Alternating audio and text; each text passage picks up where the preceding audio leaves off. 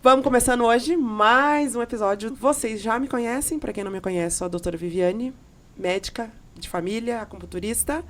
E eu tô aqui com um convidado. A gente é bem suspeito, meu convidado, assim. Vocês vão dizer assim, nossa, a doutora aí só convida gente médica e tal. Mas ele, mais do que médico, ele é meu amigo. A gente se conhece há algum tempo já. Eu admiro essa pessoa super. E como hoje eu queria falar sobre homens nessa sociedade que a gente está, eu achei que ele era a pessoa perfeita para vir para cá hoje. Se apresente. Muito obrigado, Vivi. Eu me chamo Ricardo, sou colega da Viviane, né? Já fui até minha coordenadora, né? Sim, já fui chefe dele. Isso. A gente trabalha junto, compartilha da profissão, compartilha de muitas coisas em comum, né?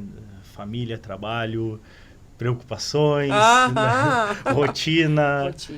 E é isso, pessoal. Fico agradecido pelo convite, espero contribuir aí com algumas percepções. Ah, com certeza. Assim, a nossa ideia aqui, Ricardo, como a gente conversava antes, é trazer insights, perspectivas para as pessoas. Porque eu acho, às vezes, quem está em casa, no celular, assistindo a gente, às vezes está precisando de um insight desse. Pô, cara, isso é verdade. E a ideia do podcast surgiu, assim, de quantas conversas, às vezes, a gente tem e que, pô, cara, essa conversa me ajudou tanto num determinado desafio que eu estou enfrentando, que eu pensei, por que não ajudar mais pessoas, né? Sempre, né? Ajudar é a lei. Então, bom. Assim, e aí como a ideia do Dose de Autocuidado é essa, que a gente possa, com essas conversas, com esses insights sobre os mais variados temas, fazer com que as pessoas tenham essa luz, assim, puxa, verdade, eu posso olhar mais para mim, eu posso iniciar alguns hábitos, algumas atividades que vão me beneficiar. Porque todo mundo ama, todo mundo cuida, e aí às vezes a gente esquece dessa pessoinha que nasceu contigo e vai contigo até o fim, que é você mesma, Exatamente. Né? E a correria que a gente vive acaba levando a gente a isso, né? Tipo, você foca em tantas coisas e você vai se deixando para trás da fila, né? Muito comum, praticamente quase uma regra hoje em dia. E aí me conta, por onde que a gente começa então? Então, o Ricardo já teve, quem assistiu os outros episódios já deve ter visto a carinha do Ricardo por aqui, né? Ele foi do nosso episódio ali do Dia dos Pais? Não, do novembro. No Novembro Azul, a gente falou sobre pais, sobre homens e essa coisa da paternidade, da parentalidade. E hoje a gente vai falar sobre esse ser aí, você, homem, que dificuldades são essas aí, ou não, ou facilidades que você vê hoje na sociedade que a gente está. Homo sapiens. Homo sapiens evoluído. E assim, essa questão do homem hoje, né, Ricardo, ela é presente, porque eu não vejo falar de sociedade sem falar de homens e mulheres. Cada vez mais se torna um tema polêmico hoje, né? Você está sendo polêmica hoje. E como que é isso? Como é pra ti, assim, eu tenho 2 filhos, e a gente, como mãe, eu me preocupo muito, porque eu acredito que o meu papel como mãe é formar esses novos homens, educar esses novos homens, porque as mulheres vêm evoluindo e vêm alcançando várias conquistas em muitos aspectos. E às vezes eu me questiono, e todo mundo tem um grupo de amigos, e aí aquele grupo mais só meninas, assim, e às vezes a gente se questiona, né? Será que os homens estão preparados para essas mulheres que estão por aí, que estão surgindo e que cada vez mais conquistam direitos que antes, algum tempo atrás, talvez não muito tempo assim, a gente não tinha, né? E aí eu olho assim, tá, como é que eu... É uma responsabilidade, claro, não só da mãe, mas da família, educar os filhos. E aí, às vezes, entre uma conversa de mulheres, a gente fala, eu não sei se esses homens estão muito preparados para essas mulheres, de alguma forma, super poderosas que estão surgindo por aí, né? Verdade. Puxou o gancho, agora eu vou aproveitar que tu falou. E, de fato, hoje eu poderia dizer que a minha mãe foi grande lapidadora, né, da construção do meu caráter, acredito que dos meus irmãos também. Vivi, eu penso que a gente, assim, indo do geral para o específico, eu acho que todos nós viemos de uma geração bem diferente do que está agora, né, Sim. Vivi? A gente foi criado em lares com culturas da época bem diferentes. Então, eu fui criado em um lar, né, que a minha mãe, ela estava lá, né, cuidando, ela tinha algumas atividades, mas ela estava lá presente, e o meu pai sempre ausente, meu pai sempre trabalhando. Mas eu poderia dizer assim que a minha mãe foi o sustentáculo e foi a luz que sempre orientou a nossa família. Eu não quero entrar em conflitos de religiões e qualquer outra coisa, mas eu gosto muito de pegar exemplos de várias coisas que eu aprendo na minha caminhada. E tem uma religião que fala dentro das suas tradições que a mulher é quem segura o candelabro com a vela, porque é ela quem ilumina, é ela quem traz a luz. Eu penso que a minha mãe formou muito o nosso caráter nesse sentido, de nos orientar, né, como homens, orientando exemplos e dando, né? Cuide da casa, respeite os pais, teu pai não está presente, mas respeite, ele está trabalhando, a mãe não pode estar aqui, mas seja... Tem seja um valor, isso, né? Cuide da casa. A gente sabe que hoje isso pode até, o que eu vou falar pode até ofender algumas pessoas, que a gente ouvia muito, seja o homem da casa. Né? A gente sabe, nossa, mas era o que a gente ouvia. Claro. Né? E a minha mãe foi moldando muito, e eu sou um homem que, de fato, assim, eu amo as mulheres, muito além da questão física ou biológica. Eu tive de casa, né, o exemplo de força, de paciência, de determinação. Eu acho que todas as boas qualidades, assim, especialmente emocionais, foram da minha mãe.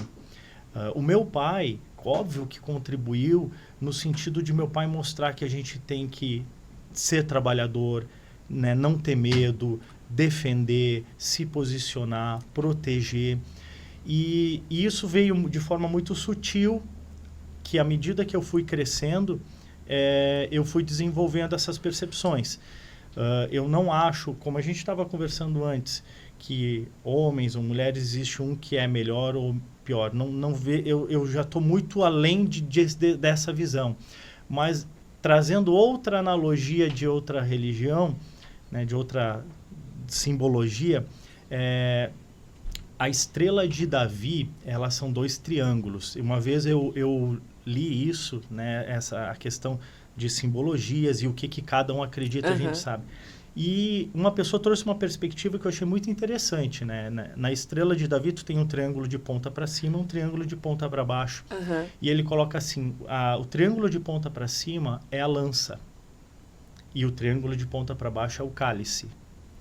A lança é quem defende, é quem protege, é quem abre caminho. O cálice é quem sustenta, quem alimenta, quem nutre.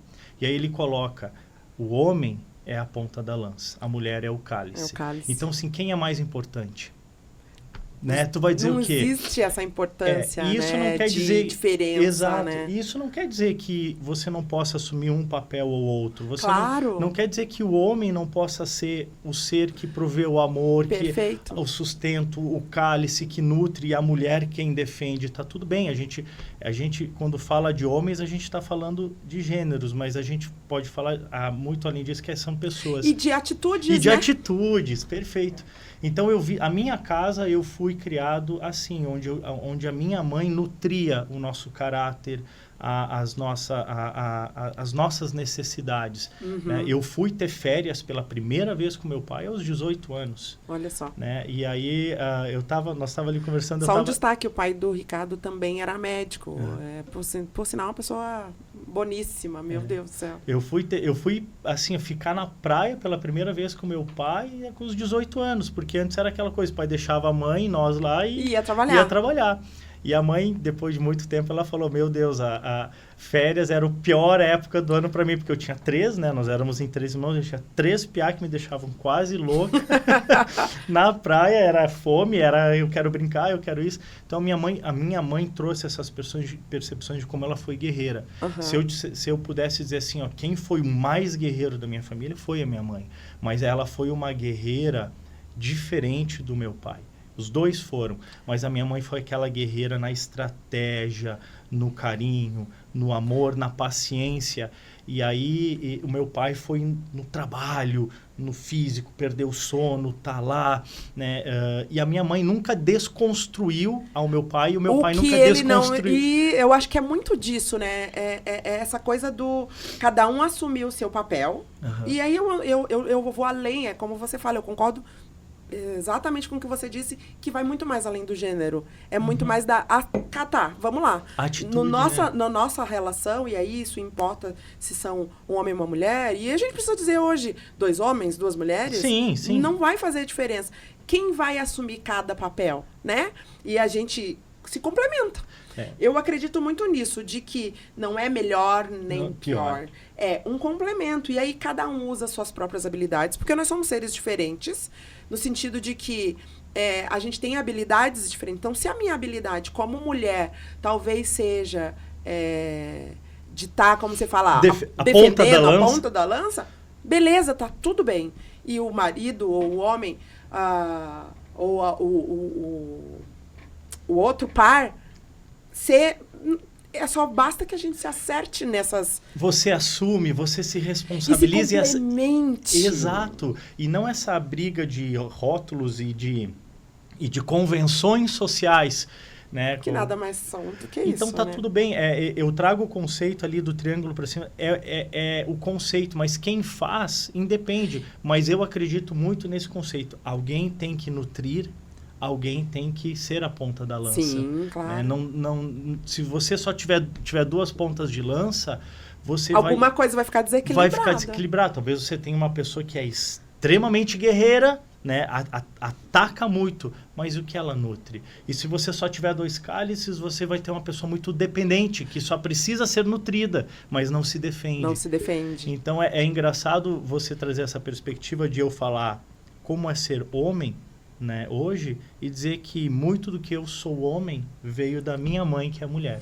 Então é uma reflexão que eu trago, e isso me trouxe o respeito e a admiração pelas mulheres. Eu sou um cara assim, e eu tenho filha, né? Eu diria assim, eu seria pai de menino, de qualquer um, mas eu sou tão apaixonado pelas mulheres e Deus me trouxe uma filha.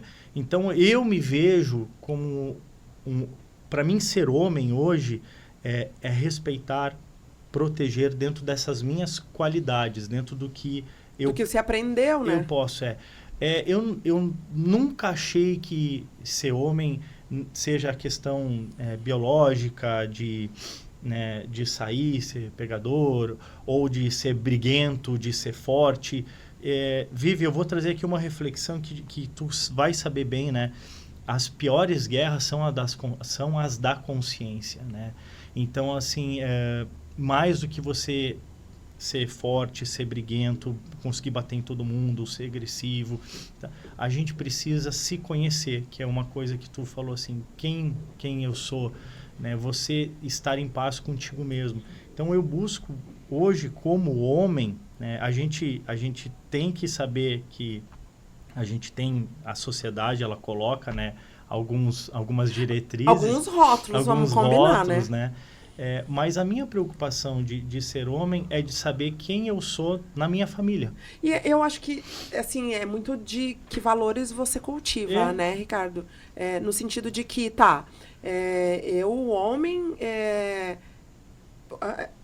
os homens, bem lá, acho que da época do meu pai, era aquela coisa assim, né? Os meninos, nossa, essa fala mais machista que eu já ouvi na vida, né? Mas eu ouvi. Foi da nossa geração. Foi da minha geração, né? Então, assim, que Os meninos podiam estar na rua, e as meninas dentro de casa, guardadas e tal. No sentido de que aí era aquela, né? O menino ia pra rua, ele brigava, ele era o pegador, ele era...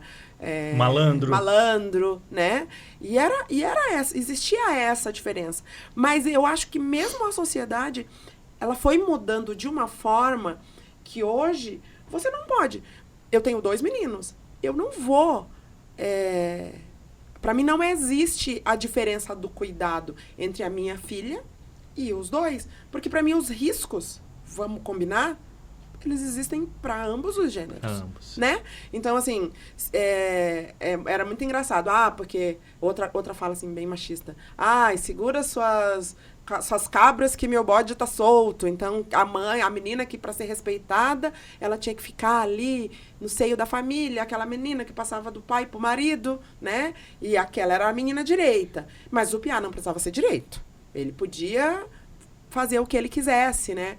E isso mudou, de alguma forma. Por quê? Primeiro, as mulheres avançaram. Então, essa ideia de que, não, vou ficar ali guardadinha, ela não existe mais. Vamos combinar. E os riscos, droga, promiscuidade, violência. Gravidez na adolescência, violência. Porque era assim, né? A menina engravidava. Né? O risco era muito separado. Não sei se você tem essa percepção. Sim. Na minha época, assim, o que era o risco para uma menina? Ela era engravidar. O que era o risco para o menino? Era ele virar usuário de droga. Eram os 2 riscos. Sim. Hoje em dia, meu amigo, o homem só não engravida. Mas a menina que ele está namorando, ou com quem ele está se relacionando, pode engravidar e a responsabilidade é praticamente a mesma. Por lei, se um menino engravida uma menina, se ele não tem como sustentar aquela criança, quem vai sustentar são os pais. Então, para mim, dá elas por elas. Para mim, seria tão difícil que a minha filha engravidasse quanto se o meu filho engravidasse uma menina. Certo? Então, assim, qual é a diferença que existe aí? A sociedade mesmo impôs isso. É isso que eu digo, é difícil quando você começa a se libertar. A gente vê como, você pode fazer um exercício, né? Se para ti hoje, receber uma notícia assim, homem armado mata 10 pessoas. Aí vem a mesma notícia, mulher armada mata 10 pessoas.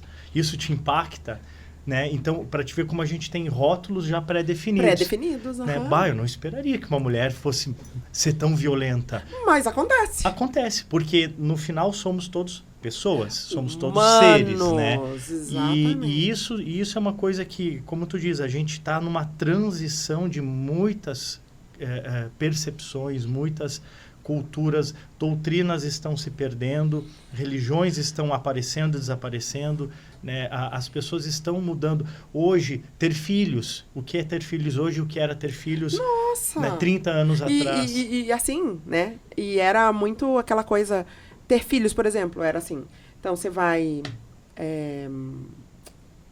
crescer, aí você vai se relacionar com alguém, aí você vai casar, não, noivar, isso, casar, só casar o primeiro filho, uhum. É um menino, e o segundo tem que ser uma menina, tá? Não pode ser, o casal é que é o legal, né? E toda aquela convenção de que, não, teve 2 meninos, você vai tentar mais uma menina, né? Ou o inverso. Então, era esse você passo já tinha um plano. passo. Exato. Hoje em dia, você diz, não quero ter filhos. Exato. E quantas mulheres lá atrás não queriam? Mas elas viviam em uma sociedade que colocava isso. Então, por isso que eu digo, né? Que exigia isso Exato. delas, de alguma forma. Eu vejo, assim, que os meus pais, eles já vieram com a semente das ideias. Eu vejo, hoje a minha mãe, ela é uma pessoa que ela cresceu, mudou muito de ideias, mas isso foi pelas percepções que eu trouxe. Acredito eu que a geração dos meus pais era uma geração que teria condições, mas precisaria de estímulo a essas mudanças. Sim. Que eles não tiveram dos pais deles. Claro. Porque eram outra geração. Nós já viemos uma geração em que a gente começa a dar esse terreno para as mudanças. Então, a gente está nessa transição de mudar. Eu vou além um pouco. Eu acho que os nossos pais, eles foram a geração deles. Talvez não todos, mas eles foram a geração... eu não sei quantos anos tem a sua mãe, mas a minha mãe tem 67 anos e o meu pai tem 70. 67. E eles foram uma geração que iniciou de alguma forma. Já começou a questionar. Isso já, essa ruptura, Foi, essa quebra de verdade. paradigma começou ali. Meio... Porque minha mãe conta que depois que ela casou, ela falou, eu quero esperar para ter filhos. Sim! E ela conta que isso foi uma surpresa para minha avó. Nossa, a minha mãe diz assim, quando a minha mãe casou, ela tinha acho que uns 20 e poucos anos. E ela já era velha para casar. De acordo com o pensamento da minha avó. Uhum. Por quê? Porque a minha avó, as mulheres da época dela, casavam com... 16. Menos, 14, 15 anos. E aí, quando chegava nos 20, você já estava ficando velho para casar. Até porque, olha só como é engraçado, né? O quanto que a sociedade impõe, mas ela também impõe mudanças. A própria expectativa de vida foi mudando, né? Uhum. Porque, assim...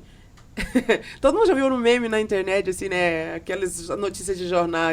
Idosa de 40 e poucos anos, não sei o quê. Uma notícia tipo essa. Tipo, 40 e poucos anos hoje. Eu tenho 45 anos e, cara, Deus o livre alguém me chamar de idosa. Vou te fazer um parênteses. Saiu um estudo que comprovou, só não vou saber dizer a idade exata. Qual é a idade da velhice? Biologicamente falando, a idade em que o nosso corpo, de fato, ele perde muitas capacidades e você adota a velhice. Se não me falha a memória, o estudo colocou como 78 anos. Olha só. Bota aí mais de 75, ali por 78 anos é a idade que biologicamente o teu corpo, agora sim, ele está velho. Ele está senil. Uhum. Antes disso, é considerado adulto, maduro, alguma coisa assim. Uhum. Aí vem adulto, antes disso adulto, e antes disso adulto jovem. Uhum. Então, assim, cara, olha a que ponto chegamos, né? Sim. Pega a foto da marada com 40 anos, sei lá, em 1960. Tipo, tu olhava assim, era o tiozão, né? Sim, então, a própria sociedade... Então, claro, é óbvio que elas casavam com 15 anos. Porque com 30 e poucos, 40, 50, eles já estavam morrendo. Porque, claro, a própria medicina avançou. Então, sim. assim, aquela época lá atrás, da época da minha avó, muitos morriam, por exemplo... de diabetes, sem nem saber que tinham diabetes, infartavam, sem nem saber que tinham problemas de coração. Então, sem falar nas doenças infecciosas. Então, assim, eles viviam pouco, né? Então tinha pressa. Tinha pressa, né? Porque se você quisesse seguir aquela convenção de crescer... namorar, casar, ter filhos e conseguir criar esses filhos. Aos 50 tu tava morrendo, então, tu tinha que estar lá com 20 já com os filhos quase prontos, né? Então, é muito disso. E à medida que as convenções existem, mas elas também, a própria mudança na sociedade vai impondo com que, peraí, isso aqui que valia, e talvez isso valesse, estava tudo certo lá atrás. Claro, com algumas exceções de coisas muito... exageradas, tipo, a mulher, que como eu falava antes, a mulher saía da casa do pai, ela era sob as ordens do pai para as ordens do marido. Há muito mais tempo atrás, era vista como propriedade. Exato, né? bem Então, colocado. ela era propriedade do pai e, em seguida, ela propriedade do marido, ia como dote, uma série de coisas que parecia negociação. Parecia não, era uma negociação. Sim. O casamento em si tinha muitos interesses. Muitos interesses. Então, realmente, assim, tu traz uma percepção, nós vivemos, já faz um tempo que a gente está vivendo muitas rupturas. Sim. E aí eu vou te, então, trazer outro gancho agora aqui, que enquanto tu conversava, me veio, né? Como homem, eu aprendi com meu pai. Meu pai falava muito assim: me matei para dar as coisas para vocês. Eu me matei para dar as coisas para vocês. Eu me mato para dar as coisas de vocês. E a gente ouvia aquilo com respeito, com admiração. E aí, realmente, assim, eu só fui ter férias com meu pai aos 18. né? E o meu pai já estava, quando eu estava com 18, 20 anos, meu pai já estava realmente doente, estourado, né? Ele realmente tinha se matado para dar as coisas. E aí eu comecei a me questionar, né? Peraí, eu preciso me matar para dar as coisas? Quando é que eu posso me dar como prioridade? Né? Em vez de me matar para dar as coisas, eu posso viver para dar as coisas. Claro. E é uma coisa que eu discuto hoje nas consultas com os meus pacientes, especialmente os homens que trazem essa doutrina assim, estou estressado, aí eu fumo, aí eu bebo, eu preciso extravasar. E eu penso, não, eu quero estar com a minha filha, eu quero poder pegar minha filha no colo, se puder, aos meus 80 anos, porque ela sempre vai ser minha filha. Sim. Então, eu, como homem hoje, eu quero... Uma das minhas preocupações eu quero preservar a minha imagem de pai até onde eu puder para ela. E de tempo de qualidade, né? Exato. De eu não precisar, tipo, sair com meu pai, na época a gente se preocupado por causa do diabetes dele, porque ele podia dar um desmaio, porque ele tinha insuficiência cardíaca, sabe? Não era passear, era uma preocupação. Era tenso, né? Era tensa a coisa. Meu Deus, vai dar alguma coisa. E aí, às vezes, estava um dia muito quente, vai dar um desmaio, vai baixar a pressão. Então, assim, a imagem que o meu pai me trouxe, eu senti como homem necessidade de reformular. Tá? E talvez essa coisa que tu disse que viveu você já falou, acho que 2 ou 3 vezes. Eu só fui ter férias com meu pai quando eu tinha 18 anos. Então, o quanto... É óbvio que você respeitava a opção que o seu pai fez de não estar presente para poder proporcionar algumas coisas melhores para vocês. Para a gente ter as coisas. Mas acredito que a presença dele fez falta. Fez. E com certeza fez. E é aí que eu vejo a beleza da força que foi a minha mãe. Que a minha mãe, ela conseguiu ser mãe e pai sem tirar o papel do meu pai. Do teu pai. Sem desconstruir ele. E isso, de alguma forma, foi mesmo eu também, o meu pai, ele também é dessa época em que o pai era o provedor, né? A minha mãe era dona de casa. E ela estava sempre ali para nós. É muito disso do que você está falando, de estar ali, de educar, de guiar, de ensinar valores. Ser o cálice, nutrir, né? Nutrir a gente de todas as formas. Exato. E eu cresci com meu pai. Eu ia dormir, o meu pai não tinha chegado. E eu acordava, ele já tinha saído, né?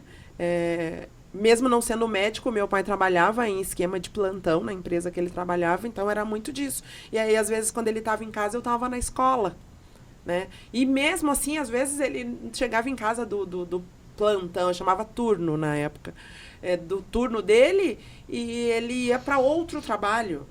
Eu lembro que quando eu era adolescente, eu contava, nossa, meu pai tem 4 profissões. Uma época ele trabalhava nesse lugar, que era uma empresa de energia elétrica, ele trabalhava como taxista, ele inventou que ele era fotógrafo, e ele ainda fazia uns concertos lá de parte elétrica na escola onde eu estudava. Então, o cara era multiuso. Deixou assim, o pai do Cris no chinelo. No chinelo. O pai do Cris só tinha 2 empregos, o meu tinha 4. Sabe? E de alguma forma, é muito do que você fala do respeito por essa escolha que eles fizeram. E o que isso me ensinou como mulher? Que, poxa, é digno, né? Tá ali. E às vezes eu me vejo muito no meu pai e faço, e vou ali, e trabalho no SAMU, e trabalho no consultório, vai para um lado, vou para um lado. Tenho meu turno de Uber, né? Porque daí levo uma criança para um lugar, levo uma criança para outra, busca, e etc. Então, assim, nossa, meu Deus, eu falava do pai que tinha 4 empregos, eu tô beirando mais ou menos isso. E aí, aonde que a gente chega, né? Eu falo assim como homem, mas eu poderia dizer assim, qualquer pessoa poderia ter assumido o papel da minha mãe de ser o cálice ou de ser a lança, mas assim, se a gente se conhece, a gente sabe onde tem que estar. Porque tu imagina você tá... eu imagino assim, e se a minha mãe, eu não estou falando que é certo ou errado, mas e se a minha mãe fosse revoltada com a situação de ela ter que criar os filhos. Ela não queria, ela queria ser uma mulher revolucionária, e ela não quisesse estar ali. Ela não teria assumido o papel que ela viu que desempenhava bem. Então, quem eu sou? Eu desempenho bem isso? E se eu não desempenho bem isso, então eu não posso estar aqui. Claro, né? sem dúvida nenhuma. Se eu quero ser, independente de homem ou de mulher, se eu quero ser um homem, não, eu gosto de cuidar, de criar, eu gosto de estar ali, de estar em casa, cara, tá tudo bem. Tá tudo certo. Você vai fazer, mas se tu tiver com uma mulher que também gosta de estar em casa, ou seja, lá com um companheiro que também pode ser que haja um desequilíbrio, um conflito, e um desconstrua. Mas ponto que eu adoro, né? O que falta, né? É essa busca, porque eu acho que é isso que a gente precisa buscar. O equilíbrio. O equilíbrio. O equilíbrio dessa complementariedade de que, sim, a gente tem essa característica, mas eu tenho um pouquinho disso aqui também, e eu posso usar, e aí a gente vai, a minha característica mais é de cuidar, então esse aí vai ser meu papel principal. Eu gosto, eu desempenho bem. Essa é a minha melhor habilidade, né? Não, a do outro, a melhor habilidade do outro tá ali na frente, na linha de frente, na rua. Não gosta. Beleza. Mas ali no teu linha de frente, você tem que achar o teu equilíbrio de qual vai ser o teu momento de cuidado. Exato. De cuidado com quem você ama, de cuidado com você. Só que é exatamente o que você falou. Eu só consigo identificar isso e buscar esse equilíbrio se eu me conhecer. Eu diria que hoje é mais importante do que você entrar na onda do gênero, homem cis, mulher cis. Cara, quem é você? Quem é você? Pessoa. Né? Eu busquei todas as informações que eu podia, desde que eu me conheço por gente e as experiências que eu tive, porque o mundo nos muda, as pessoas nos mudam. Sem dúvida. Né? Nós temos o mundo muda todo dia. Muda tudo. Então, eu fui buscar isso e eu fui entendendo quem eu sou. Eu, por exemplo, Vivi, talvez a gente já tenha conversado sobre isso. Eu demorei muito tempo, vou trazer assim, como homem, médico, de aceitar que eu não gosto de consultório. Eu não gosto de estar em consultório. Muita gente fala assim, por que você não abre um consultório particular? Porque eu não gosto. Eu faço consultório na saúde da família. Porque acho que a medicina de família e comunidade, ela me supre de várias formas, porque não é só estar no consultório. Esquecemos de dizer que ele também é médico de família.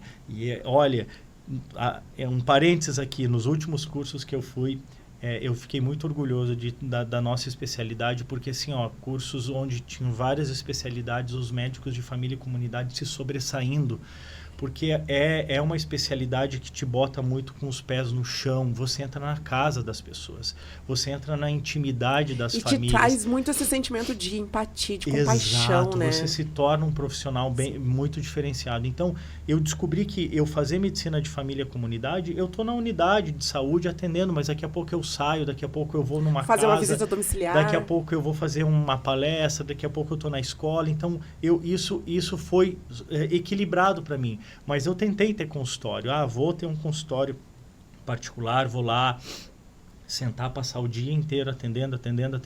Não consigo. Mas... E o que não quer dizer, vou te interromper, Sim. que um dia você não vai conseguir. Exato. Naquele momento em que eu me identifiquei, mas eu não consigo, foi quando eu falei assim, gente, realmente, eu gosto de estar na rua. Eu gosto de fazer SAMU, eu gosto de não ter uma rotina definida. Eu gosto de estar aberto às possibilidades. Às possibilidades. Né? E não ter... e não tá errado. Tem médico que gosta, tá tudo bem. Cada um desempenha a sua função. É muito engraçado, né? Eu lembro, eu também sempre fiz medicina de família e emergência, né? Eu faço emergência desde, acho que antes de me formar. E é muito engraçado que quando você é médico? Qual é a tua especialidade? Eu faço medicina de família e eu trabalho no SAMU, trabalho com emergência. Nossa, mas são duas coisas bastante diferentes. Nossa, mas as pessoas não sabem quão semelhante é fazer medicina de família e fazer emergência.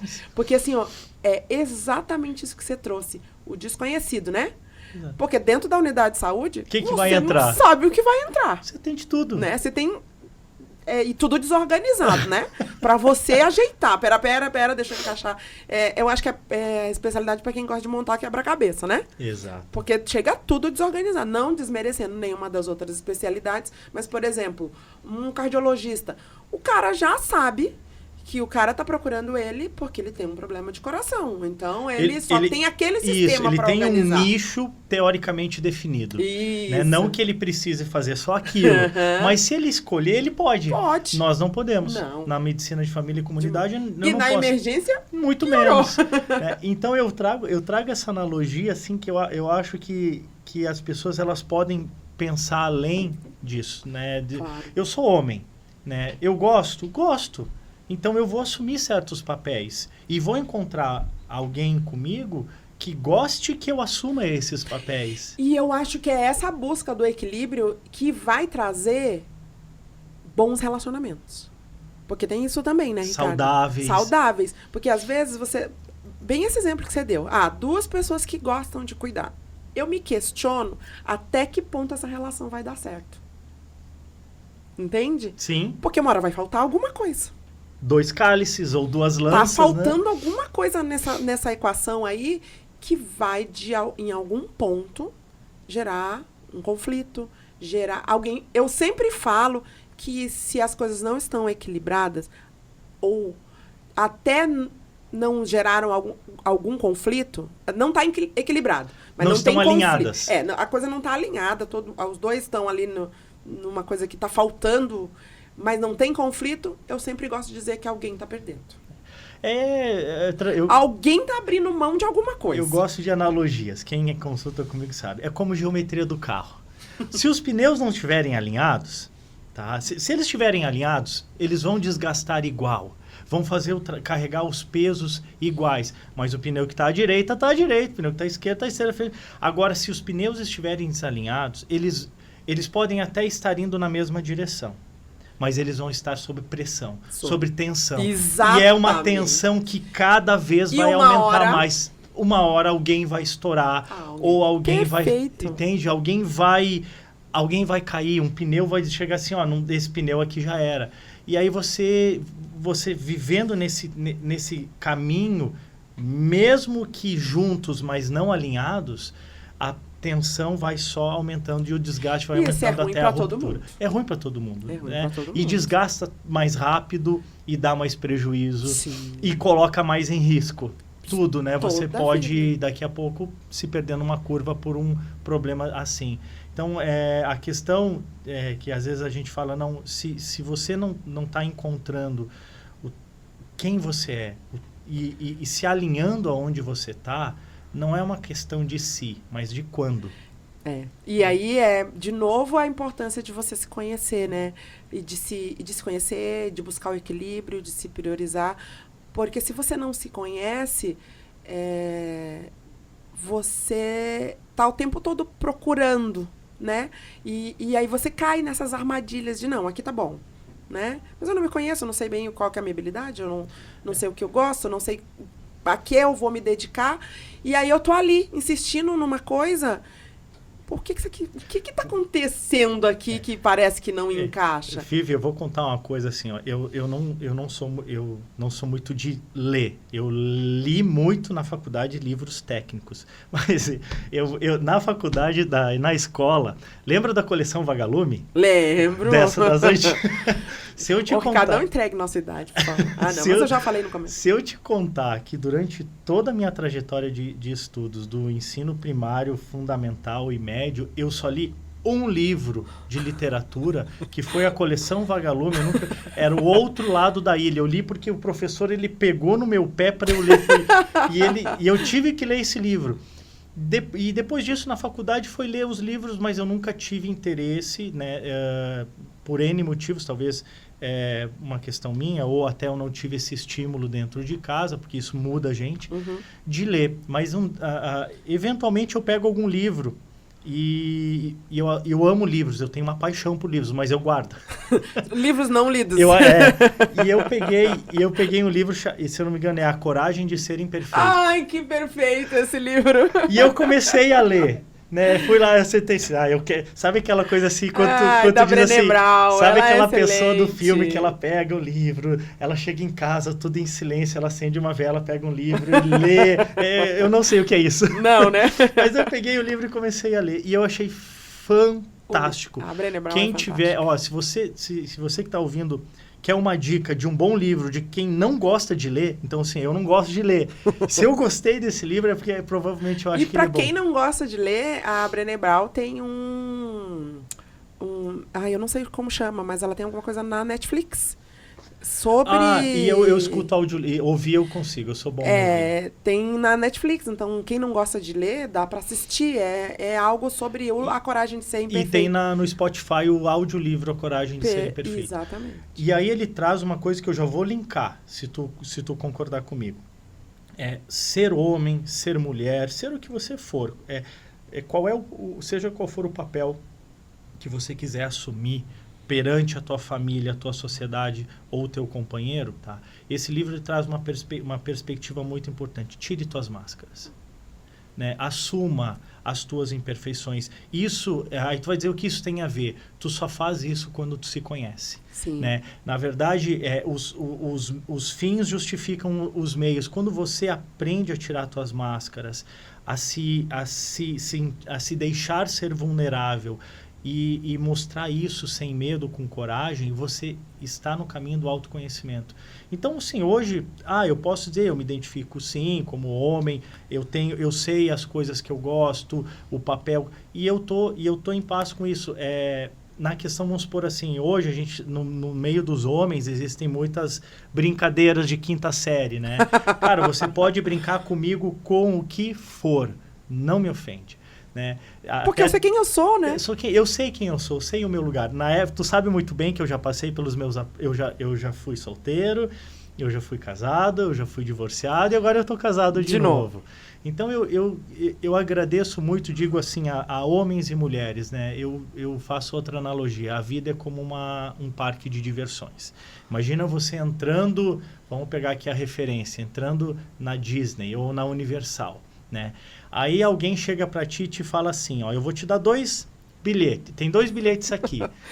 Um bilhete vai te dar acesso só aos melhores brinquedos, mas você não vai poder usar os outros. Você só vai nos mais divertidos. E no outro, você vai poder ter acesso a todos os brinquedos. No bilhete que você só vai para os brinquedos divertidos, tem um porém. Você não pode, em nenhum momento, ir nos outros. Você só pode repetir aqueles. No outro bilhete em que você tem acesso a todos os brinquedos, você vai ter que ir em todos, pelo menos uma vez. Nos que você gosta e nos que você não gosta. Mas depois que você for em todos, você pode escolher os que você quer repetir. Uhum. Qual você iria, Vivi? Que difícil, né? Você só escolhe isso bem se você se conhecer, né? Tem esse detalhe. Tem também. Eu faço... Responde aí. O que eu escolheria? Eu acho que eu escolheria ir de todos os brinquedos. E é isso que eu aprendi com as dores que eu senti. Não dá para você viver escondido só no que você tem certeza que vai ser bom. Né? Você pegar o bilhete assim, eu tenho garantido que esses brinquedos que eu vou ir só são os bons, eu só vou me divertir. Uma hora cansa. Uma hora cansa e tudo cansa. Então, quando você... E você não tem a noção, né? Aí que eu ia chegar. Esse aqui é muito legal, porque eu já fui naquele, aquele é uma... Aí você sai, um dia você é convidado a sair do parque. E aí alguém te pergunta, e aí, como é que é esse parque? Você só vai dizer o que é viver de verdade quando você passar por todas as brincadeiras que a vida te dá, boas e ruins. E é esse o desafio, né? Eu escutava essa semana que isso faz parte da tua evolução. Os desafios, eles vão estar aí o tempo inteiro. É só a gente pensar no nosso crescimento, né? Exato. Desde quando a gente nasce. Tipo, qual que é o primeiro desafio que a gente tem quando a gente nasce? É respirar. Porque a gente estava num meio líquido e você...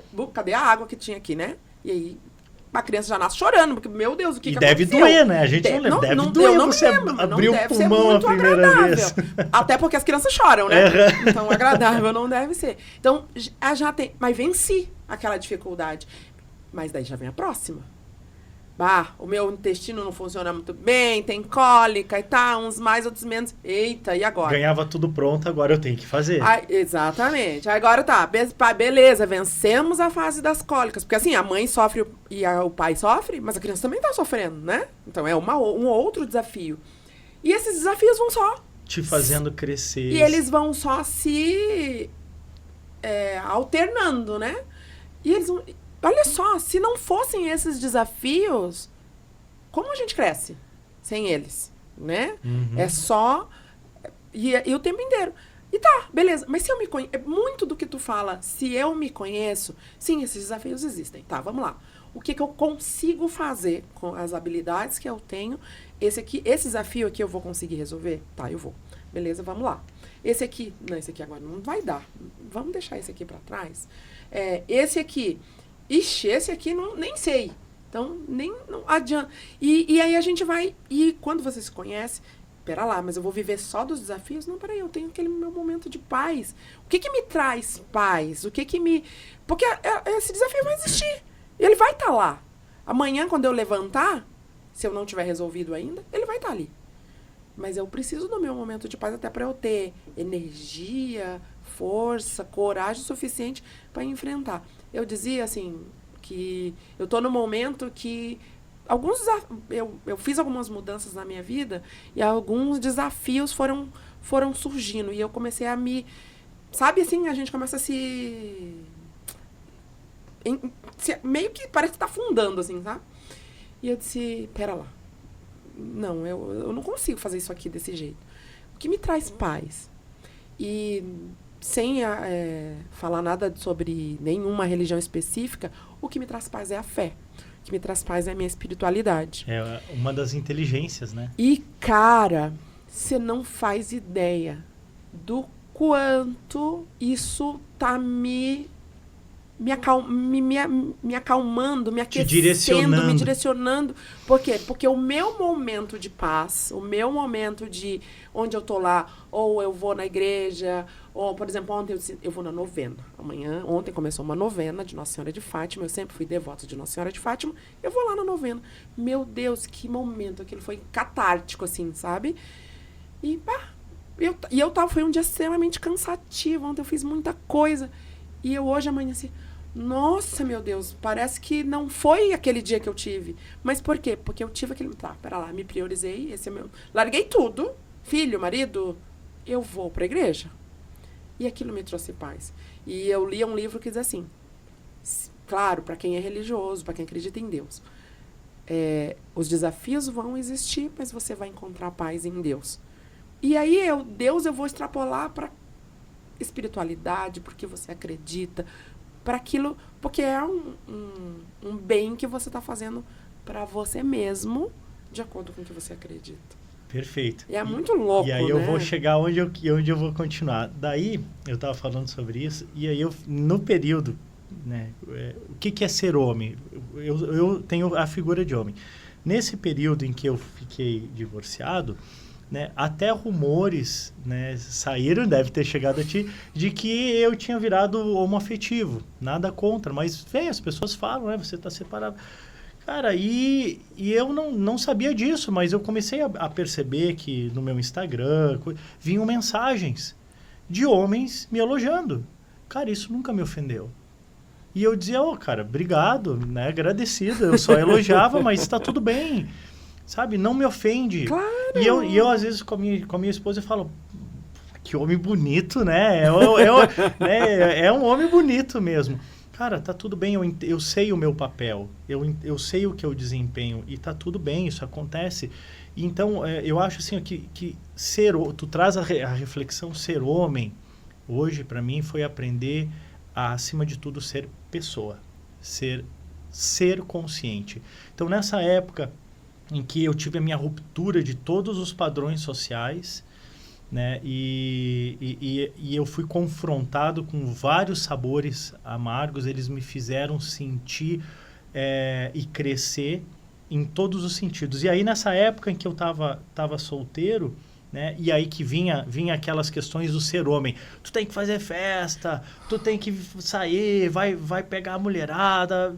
Eu nunca senti essa necessidade como pessoa. Claro. E aí que tá, o que você vai deixar a sociedade, as pessoas, os rótulos te influenciarem a ser algo que você não é. E algo tão estrito, ser homem, ser mulher, é como eu querer dizer que eu só quero ser médico, ou que eu só quero ser... É muito pouco. E aí, nunca me ofendi com nenhuma brincadeira. Até hoje a gente brinca e faz as coisas. Eu já falei para minha esposa, olha, se eu achasse um homem bonito, juntava os PlayStation e vivia feliz. Então tá tudo bem, hoje eu não me importo, mas ser homem... Tá? Se certos homens às vezes se ofendem, cara, repensa, isso não é sobre a questão de você ser homem ou não, é sobre a questão sobre ser pessoa. Sobre ser pessoa, sobre quem você é, né? Tanto que quando eu conheci a minha esposa, a atual, né, ela falou, tá, mas eu fiquei sabendo que tu não é mais do time. Eu falei, olha, não, até onde eu sei, Até onde eu sei, eu ainda tô no mesmo. Eu tô no mesmo time, e tá tudo bem. Então eu sempre, quando vários homens me mandavam no Insta, nunca fui mal educado, eu sempre elogiei, me senti honrado em receber um elogio tanto de um homem como de uma mulher, não tô preocupado. E isso é uma mudança de paradigma, né? Vamos combinar. Não tenho preocupação nenhum, né? Se um homem passar por mim e falar, nossa, que homem bonito, eu falo, obrigado, muito obrigado. O que não quer dizer que também você não vai achar, eu acho que é muito isso, né? Os bem antigos, os mais machistas mesmo, não tem outra palavra. Porque um homem não pode achar outro bonito. Eu gosto de dizer, aonde que isso está escrito mesmo. E você está querendo provar o quê com isso? Qual é a tua necessidade disso? Então, todos os processos como homem que eu vivi foram cada vez me levando muito para além disso. De eu entender qual é o meu papel, de eu entender com quem eu tenho que estar. Né? Eu tenho uma filha, tá vindo a segunda agora, e a menina também, então diz, o recado das meninas. Eu amo menina. Então ele tá mandando algo assim que eu vou cuidar com preciosidade, é como tu falou, né? Preparar para a vida. Preparar para a vida. E eu acho que é esse o nosso papel como pais. E muito do que você falou, tem um cara que eu gosto muito de ouvir, que é o Rossando Klingen. Ele fala que é o paradoxo do autoconhecimento. Que você só muda quando você se conhece. Exato. E é muito louco, né? A gente vai e volta e para no mesmo, se conhecer. Se conhecer. Então, assim, eu só vou... como que eu vou mudar determinada padrão meu? Mas eu sei que ele existe? Se eu não sei, cara, eu não tô nem... Vou levando a vida. Tá dando tudo errado? Tá. E aí, por que é? Não sei. Eu vou te fazer uma pergunta agora. Tu quer ver uma coisa que eu sei que deve te acontecer? Aí a pergunta é, como é ser homem? Você na sociedade atual, né? Dá um exemplo. Eu tenho uma tendência a ser um pouco mais assim, seco na maneira de falar, né? Talvez relacionado à minha personalidade, mas quando eu estou às vezes com a minha filha falando as coisas, né, a minha mãe e a minha esposa, Ricardo, às vezes tu tá falando uma coisa, parece que tu tá bravo falando. Eu falei, não, mas eu não tô bravo, mas é que parece. Então, eu entendo que no meu contexto, eu acabo sendo um pouco mais ríspido, às vezes um pouco mais seco, né? Ela diz até ter o jeito. E já a minha esposa vai falar a mesma coisa que mas ela fala de um jeito completamente diferente, que é muito mais amoroso. Aí eu digo, qual é meu papel? Com certeza não vai ser ficar fazendo isso, porque ela faz muito melhor. Sim. Então a gente sabe, ela sabe quando é a hora de usar essa minha ferramenta e quando é a hora de ela ir. Então a gente se entende nisso. Sim. No trabalho, as pessoas chegam para ti e com um monte de problema. Ela foi no cardiologista, no endócrino, no neuro, e ela tá toda perdida, né? E aí ela fala assim, mas você é só um médico de família e comunidade. Mas o quanto tu consegue linkar e trazer para a pessoa o que o cardiologista, dentro da sua especialidade, o neuro, dentro da sua endócrino, dentro da sua, não conseguiram colocar a pessoa. Sim. Porque eles têm o jeito deles, né? De talvez trazer a informação de uma forma muito restrita, muito encaixotada, né? E aí o médico de família, ele vai lá, não, é assim, assim, assim. É que acho que o nosso papel acaba sendo assim, né? Ampliar o olhar. Mas não significa que a gente sabe mais, que a gente não sabe mais que o cardiologista... Eu só tô olhando de um outro ângulo. E às vezes o paciente adere ao tratamento ou ele entende o tratamento que o neuro soube dar ou o cardio soube dar, porque teve alguém que soube de uma outra maneira colocar aquilo. Que é uma das nossas funções, né? Que é coordenar esse cuidado, né? Que tá lá uma premissa da medicina de família, que tá, vamos olhar isso aqui de um ângulo... Vamos subir um pouquinho, né? E olhar isso aqui de cima e ver. Vamos lá, vamos organizar o que isso aqui tem a ver com isso, que interfere nisso, e aí, que interfere naquilo. Algum paciente já deve ter dito para ti, doutor, eu não vou mais no cardiologista. Eu quero acompanhar só com você. Não, senhor. Siga no seu cardiologista. Eu não sei mais que o cardiologista. Você vai continuar indo nele. Quando você tiver dúvida, eu vou estar aqui. Eu posso falar com o cardiologista para te explicar, mas eu não substituo. Não substitui. Então, isso é saber o lugar. Então, seja homem, seja mulher, qual é o teu lugar? Na tua sociedade, na tua família, mas especialmente na tua vida, né? Quem vai estar caminhando contigo? Perfeito. E é bem disso, né? O teu lugar... Na tua caminhada. Na tua caminhada. Tu vai ter... o pai e a mãe sempre me falavam uma coisa, assim, filho, a tua família agora... é a tua esposa e a tua filha. Sim. Nós somos teus pais. Eu não entendia. Nós não somos mais. Agora essa é a tua estrada. A tua estrada nós te conduzimos até aqui. Agora você vive. Então, perfeito. É na tua estrada. Assuma o teu papel. Se conheça. Né? Busque o teu equilíbrio no teu caminho. Não viva o caminho dos outros, as expectativas dos outros, as necessidades dos outros. É difícil? Claro que é. As pressões são enormes, né? Até poucos séculos atrás, queimavam esquizofrênicos, queimavam pessoas sábias porque elas iam contra alguma coisa posta, né? Hoje, isso não se faz, mas essas pessoas... Houve uma transição, né? Então, hoje isso não se faz, eu não diria. Não se faz fisicamente. Não se faz mais fisicamente, faz online, né? Queima online. Você queima online, né? Você queima, como é que eles falam? Eu não entendo muito disso. Você cancela? Trollar? Não é cancelar? Cancelar. Você cancela o outro, né? Não deixa de ser. Quando é muito louco, né? Quando é que o cara é cancelado? Quando ele pensa diferente, quando ele coloca... E aí, de novo, falamos de... Duas coisas a gente falou muito aqui. De autoconhecimento e de equilíbrio. De novo, o equilíbrio. Não é porque você pensa diferente de mim que você está contra mim. Exato. Não é porque as pessoas pensavam e já buscam coisas de mim que eu preciso impor a minha verdade. Cara, tá tudo bem. Eu sei o que eu sou, eu sei meu caminho. O que os outros pensam, eu não preciso impor. Né? Se você pensa diferente e tenta impor isso, eu acho que é hora de reavaliar. Falta respeito, né? É reavaliar. Né? Se você pensa diferente, tá? Você não precisa impor. Os teus exemplos, a tua caminhada vai guiar outras pessoas. E vamos combinar, né? O que você pensa, dependendo, assim, que linha de pensamento você segue, mas nem isso te define, né, Ricardo? A gente vive... a gente vive... O outro episódio foi de política. A gente vive num momento bastante dicotomizado, né? Onde as pessoas... porque você é desse lado aqui, você não vale nada. Cara, não é? Ele segue aquela ideologia, mas isso não define a pessoa que ele é. E por eu não concordar, não quer dizer que ele esteja errado ou que eu esteja errada. A gente só está pensando diferente. E pensar diferente é saudável. Einstein, tem passagens de Einstein que dizia assim, que Einstein falou uma vez para o professor, né? O frio não existe. Como que não existe? O frio não existe. Ele é a ausência de calor. O escuro não existe. É a ausência de luz.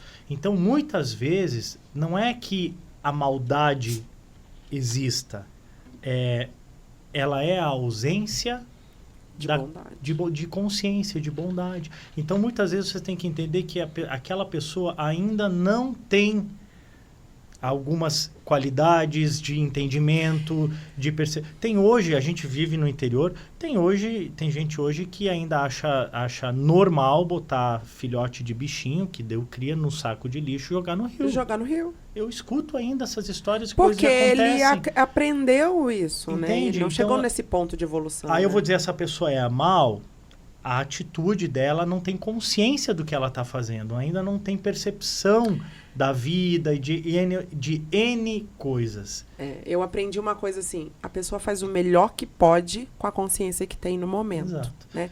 Porque a gente está falando aqui de autoconhecimento, de busca de equilíbrio, mas é importante dizer para quem está vendo a gente que isso é um processo. É uma caminhada. É uma caminhada. E é a tua caminhada. E não quer dizer, por a gente estar falando, eu me conheço, talvez o Ricardo mais, talvez eu mais, não sei quem de nós... Em que ponto cada um de nós está nessa caminhada de autoconhecimento, não quer dizer que a gente para, né? Verdade. Isso é uma constante. O mesmo Rossandro, ele dizia que às vezes as pessoas hoje buscam muitas coisas. Porque eu quero ter isso, eu quero ter aquilo. E aí vive nessa busca constante. Tipo, aí o cara que estava conversando com ele dizia assim, parece que a felicidade nunca chega, né? Fica ali. Aí ele disse, parece aquele desenho do jumentinho com a cenourinha na frente e que ele tá sempre tentando alcançar a cenourinha e ela nunca chega. E daí, qual que é o lance? O lance eu conquistei isso aqui, por que eu não posso parar para usufruir isso aqui que eu conquistei, né? E quer dizer que eu não vou conquistar mais? Não. Mas eu tenho o direito de... Pô, isso aqui é massa que eu consegui. E tá, mas eu quero mais outra coisa. Mas isso aqui já é legal pra caramba, né? E é a mesma coisa o autoconhecimento. A única constante do universo é a mudança. Então, você tá caminhando, conquistei algo. Por que eu não posso mudar? Parar, né? Continuar fazendo a mesma coisa seria continuar conquistando. Não, mas como tu diz, vou reavaliar, conquistei, vou aproveitar. Hoje eu mudo, eu penso que eu posso parar. Aproveitei, agora eu vou seguir. E é real, é como tu diz, a gente pode estar caminhando de um jeito e daqui a pouco a gente muda. Muda a estrada, é só você tá numa viagem, tá, beleza.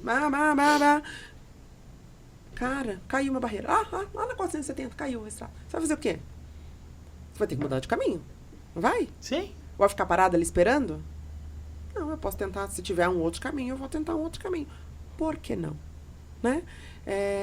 Eu acho que não há, que é de novo o que a Brené Brown fala. É assumir que, até aqui deu certo, mas a partir daqui não tá mais dando. Peraí. Não funciona mais, então vamos... Que rota eu vou buscar? Tem uma outra guria que eu ouço, ela diz assim, é igual o GPS. O que o GPS faz quando ele se... perde? Recalculando a rota. Recalculando rota.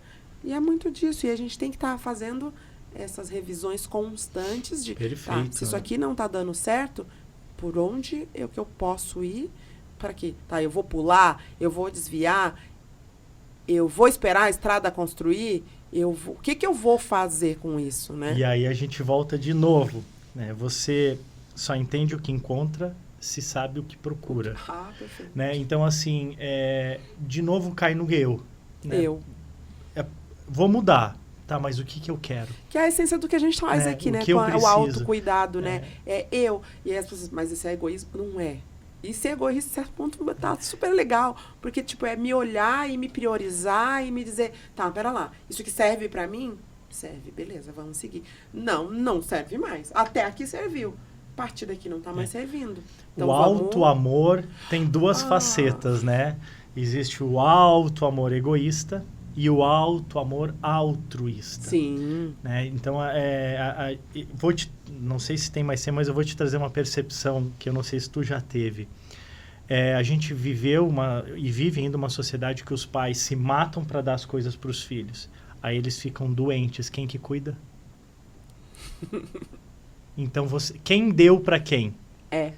Quem deu para quem? Você se matou para dar para os teus filhos, ficou doente. Agora teus filhos têm que te cuidar. Quem está dando para quem? Isso seria um amor egoísta? Porque eu falo para as pessoas, e isso é difícil. Você é como ver uma linha de teia de aranha. Quando você tem algo que ama muito você só vai dar para quem isso? Para quem é a coisa mais importante da tua vida. Então, assim, quem é a coisa mais importante da tua vida? Minha filha ou eu? Sou eu. Sim. Porque depois eu me dou a minha filha. Exatamente.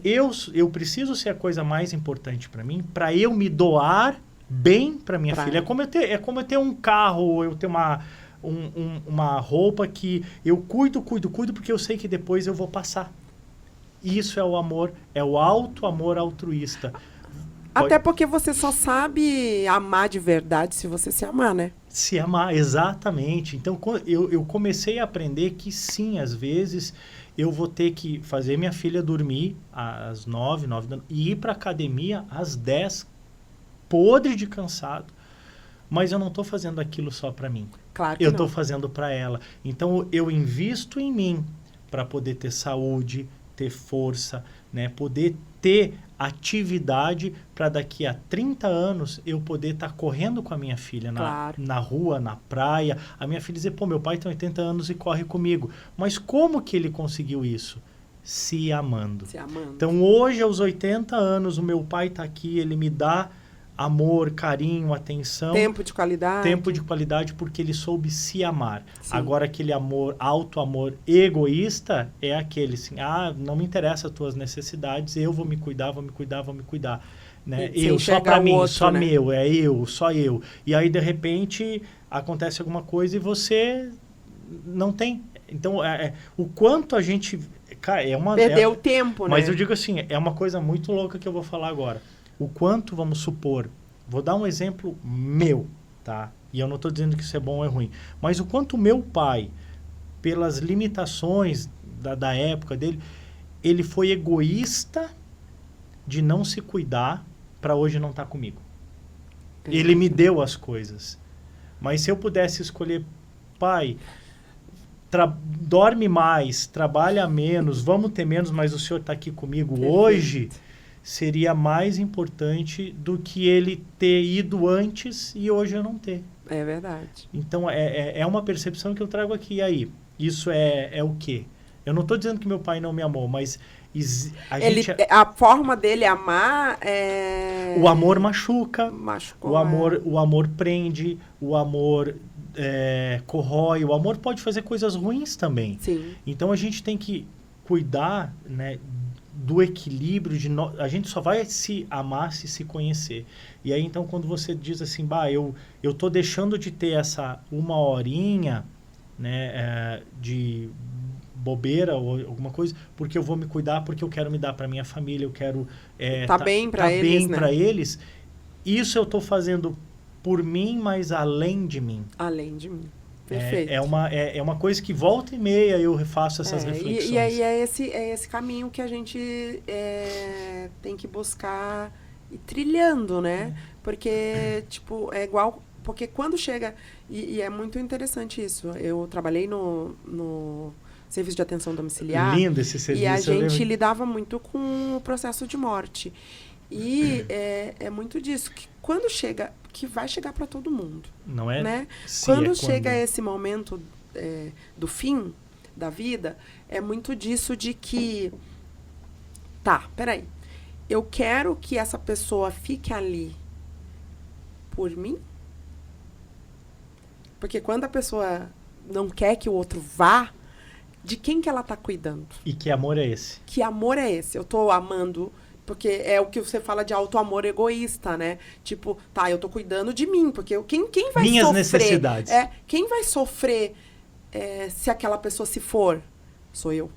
E aí eu fico ali, mantendo. Ontem eu conversava com uma colega lá no SAMU e dizia pra ela, e aí você mantém aquela pessoa numa... subvida, eu falei sobrevivendo, pra ela. Porque, não é sobre, é sub mesmo. É subvida. É sub mesmo. Daí eu falei, inventei uma palavra nova, eu falei pra ela. Subvivendo. Mas foi muito, é muito verdadeiro, porque não é sobreviver, é subviver, porque é muito abaixo do que é viver a situação que algumas pessoas se encontram no fim da vida. E aí você vê aquelas pessoas se apegando àquele restinho de vida que aquela pessoa tem. E eu digo... Prendendo, né? Prendendo, né? Aquele amor que prende. E aí eu digo, quem que essa pessoa tá cuidando? Ela tá cuidando dela mesma, né? Porque aquele ser ali, que tá ali no fim, Ele precisa ir. Ele precisa ir com dignidade. Ele precisa finalizar com dignidade. Com dignidade. E não, de nada adianta. Você vive na emergência, a gente Sim. faz RCP, a gente vai lá. Não sei se aconteceu contigo, mas quantas vezes eu já cheguei numa casa onde eu chegava assim, ai, meu familiar tá em parada cardiorrespiratória. E aí você chega e olha, o cara tá sondado, vesical, tubo, traqueostomia, cheio de sonda de alimentação, cheio de cânula pra tudo que é lado, O2 Fio. E tal, e aí você olha assim, e ele em PCR, né?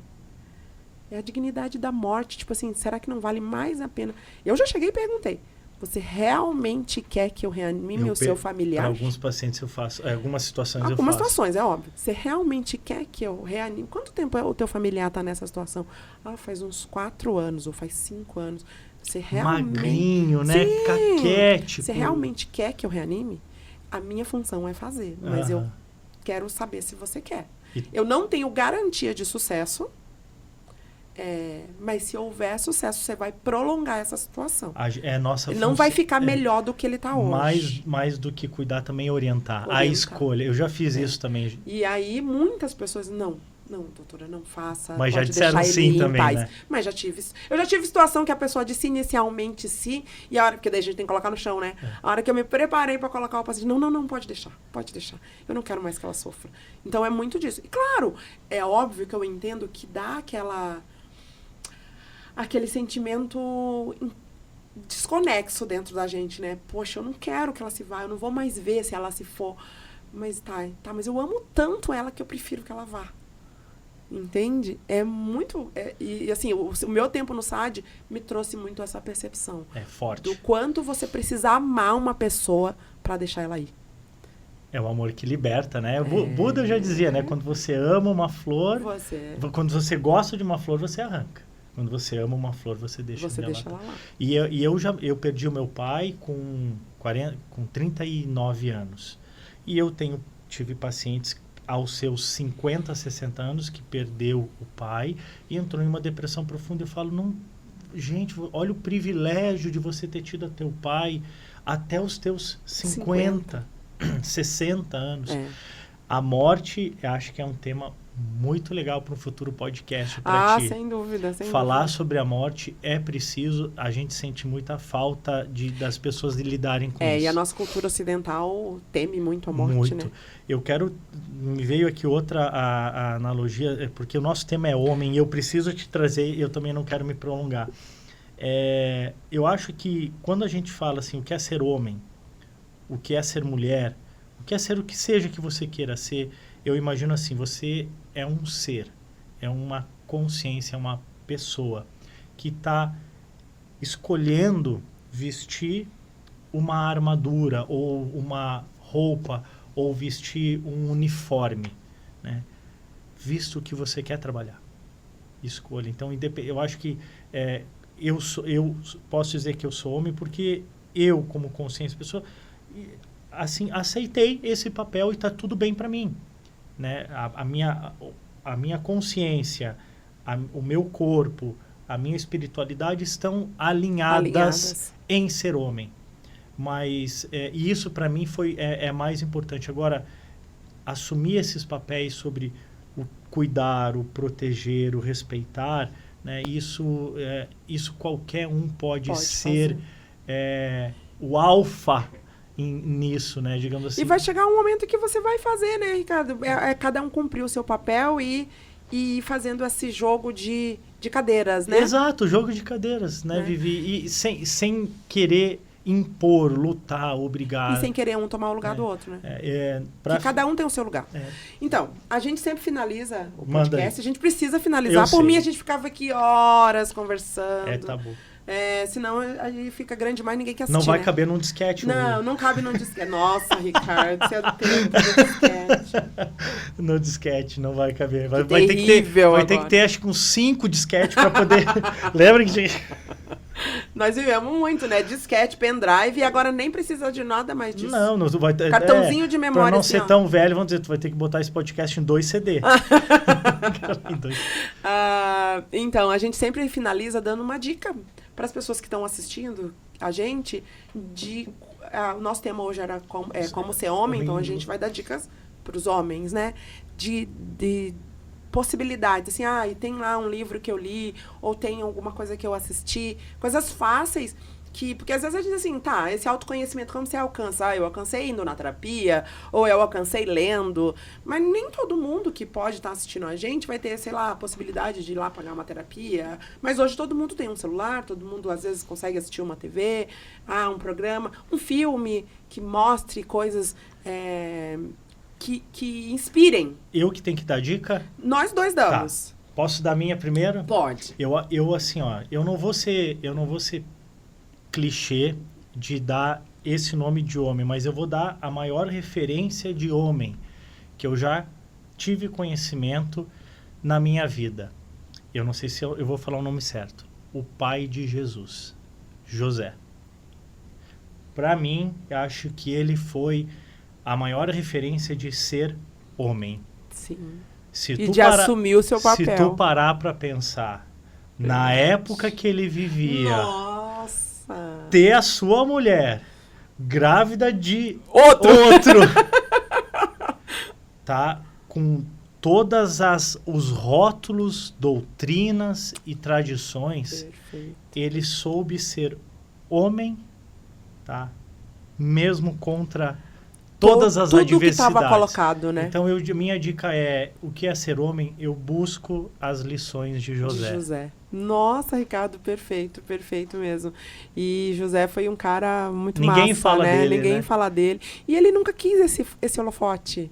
E ele nunca brigou, ele nunca lutou, ele nunca impôs. Fiquei até emocionada. Ele foi pai de Jesus. Ele foi o homem que ele precisava ser na época que ele precisava ser. Para que o filho dele da melhor pudesse forma cumprir a missão dele, que né? ele precisava ser. Então, a minha dica de homem é José. Busque José na Bíblia, ou ler sobre a vida. Leia sobre a vida de José, é muito legal. Então, e a minha dica para os homens, eu sei que vocês não, como o Ricardo disse, alguns homens não gostam de ler, gostam mais de ouvir. Então, esse livro que o Ricardo falou, eu já li, é um livro da Brené Brown, A Coragem de Ser Imperfeito. E eu acho que serve para homens e mulheres, mas como a gente está falando de homens, que existe sempre aquela cobrança de você vestir aquela couraça de super-herói mesmo, né?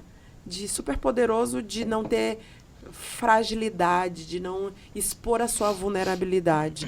E nesse livro ela fala que não tem nada de errado nisso. A vulnerabilidade, por vezes, pode te fortalecer. Exato. Né?